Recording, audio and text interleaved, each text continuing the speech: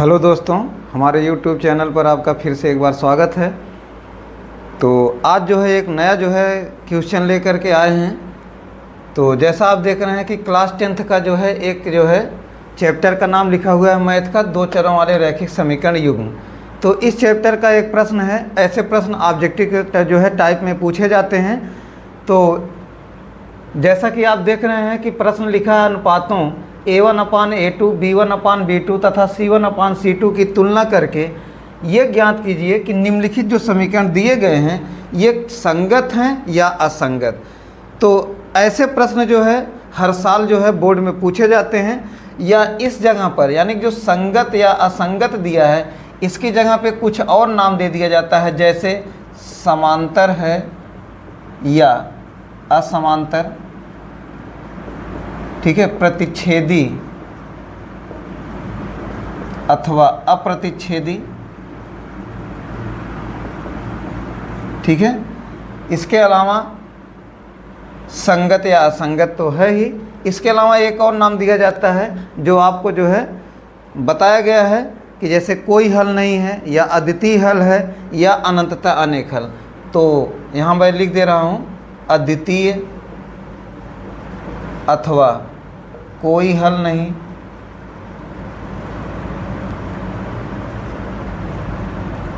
कोई हल नहीं है, अथवा अनंततः अनेक हल,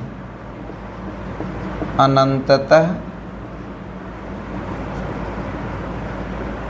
अनेक हल, अथवा एक नाम और देता है संपाती या संपाती।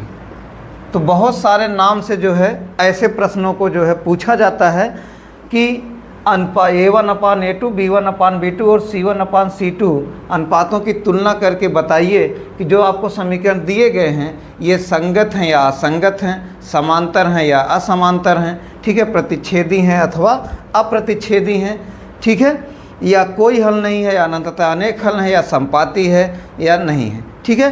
तो ऐसे प्रश्नों को कैसे हल करते हैं, ठीक है, तो हम बहुत ही आसान तरीके से आज समझेंगे और बहुत ही इम्पॉर्टेंट है। इस टाइप का एक क्वेश्चन या दो क्वेश्चन ज़रूर आता है एग्ज़ाम में। तो सबसे पहले हम पहले क्वेश्चन को लेते हैं। जैसे पहला समीकरण हमारा दिया गया है 3x + 2y = 5 और 2x - 3y = 7। इसको मान लेंगे समीकरण 1 और इसको मान लेंगे समीकरण 2, ठीक है। अब क्या करेंगे, A1x + B1y, ठीक है, = C1 तथा A2x + B2y = C2। जब गिनती इस तरफ हो तो C1 और C2 इस तरफ लिखते हैं, और जब गिनतियां आपकी जैसे नंबर जो आता है वो इधर हो तो आपका C1 और C2 इधर लिख के 0 लिखा जाता है, ठीक है। तो ये आपका से क्रमशः समीकरण 1 तथा 2 की समीकरण 2 की तुलना करने पर, तो सबसे पहले हम क्या करेंगे कि इससे समीकरण 1 की और इससे समीकरण 2 की तुलना करेंगे। तुलना करके क्या लिखेंगे, A1 = तो A1 का मान कितना आ जाएगा 3। देखिए A1 जो होता है वो x के बगल का गुणांक यानी कि x का गुणांक होता है, तो यहाँ पे x का गुणांक कितना है 3। तो A1 B1 का मान कितना हो जाएगा, तो B1 का मान कितना हो जाएगा 2 और C1 का मान कितना हो जाएगा 5, ठीक है। तथा A2 का मान कितना हो जाएगा, तो A2 का मान कितना हो जाएगा 2, B2 का मान कितना हो जाएगा, तो B2 का मान 3। अब एक चीज़ आपको और ध्यान देना है कि जब y का गुणांक B2, तो यहाँ पे जो आपका व्यापक रूप होता है उसमें ये प्लस होता है, जबकि क्वेश्चन में माइनस आया है। तो इसलिए जब भी B2 का मान लिखते हैं तो 3 के साथ साथ ये माइनस भी लिखते हैं, ठीक है। और C2 का मान कितना हो जाएगा, तो C2 का मान कितना हो जाएगा 7, ठीक है।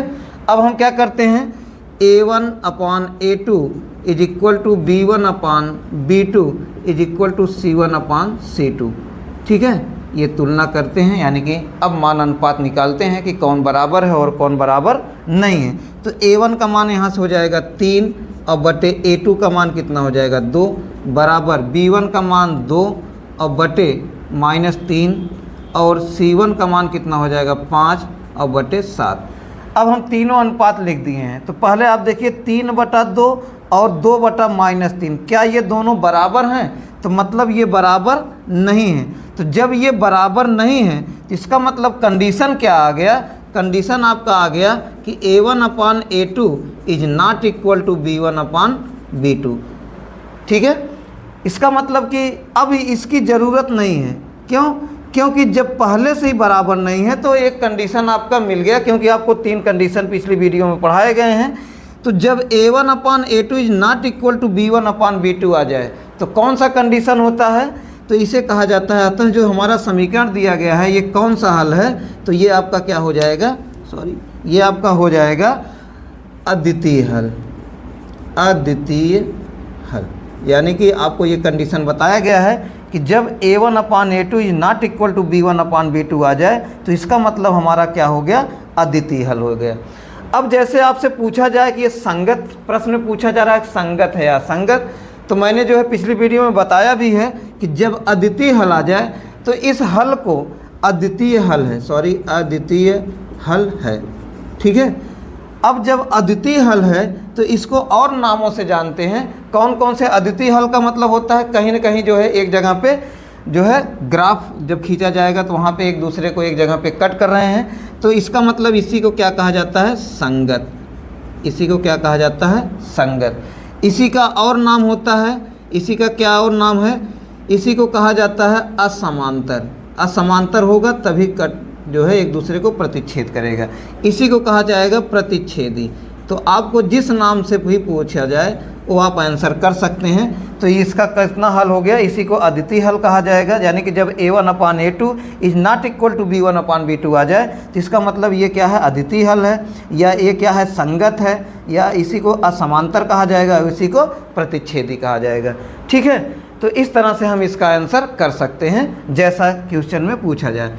चलते हैं अब एक और एग्जाम्पल लेते हैं।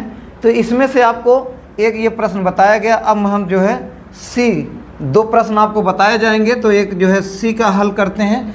ठीक है, अब यहाँ पे आया है 3/2। तो सी में जो प्रश्न दिया है 3/2x plus 5/2y is equal to 7। ठीक है, तो पहला जो है समीकरण ये दिया गया है। अब इसको सबसे पहले हम सिंपल साधारण रूप में बनाते हैं। तो साधारण रूप में कैसे बनाएंगे? अब यहाँ पे क्या है कि यहाँ भी /2 है, यहाँ भी, तो इन दोनों का एलसीएम लेते हैं। कितना हो जाएगा? 2।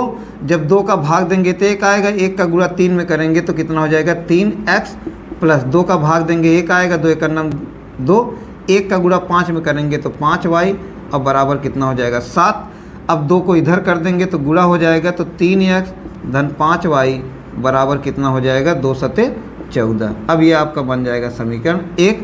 तो मतलब इसको साधारण तरीके से बना देते हैं। यहाँ पे बटे दिया है, बटे को हल करके सिंपल कर लेते हैं। अब आपका दूसरा समीकरण तो जो दिया गया है उसको लिख लेंगे, यानी कि 9x माइनस 10y और बराबर क्या हो जाएगा? 14। अब इसको मान लेंगे समीकरण 2। ठीक है, अब यहाँ पे लिखेंगे a1x plus b1y plus is equal to c1 तथा a2x plus b2y is equal to c2 से क्रमशः